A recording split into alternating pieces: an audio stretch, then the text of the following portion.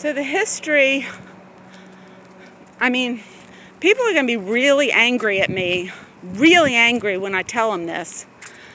But right before the Civil War, cotton was going up to the north. Something about taxation and prices of cotton, and the South was unhappy about that. And I don't know the exact details, but this war was financial.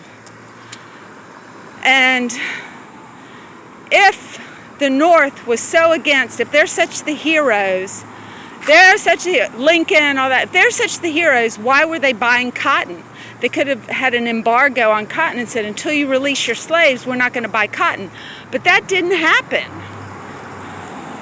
So just contemplate that a minute or two, that the North was using the Southern slaves to get their cotton so that they could have a lot of money, and they wanted more money.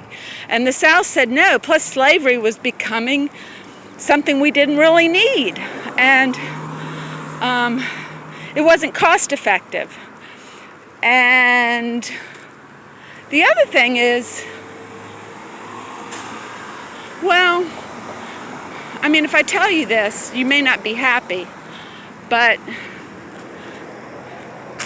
slavery was a problem. It's expensive. People had a lot of money invested in their slaves. And they just, they got upset. It was like this instance of you think about segregation or slavery, and you think about this instance of the protests. But that's the way it was in the Union and the Confederacy, is that they all got hot buttoned because they said they were going to stop the slavery.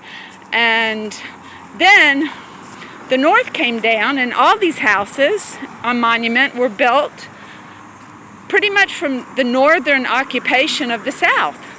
The money from the North, which they had a lot more wealth, rebuilt the city of Richmond and the state of Virginia. So they won.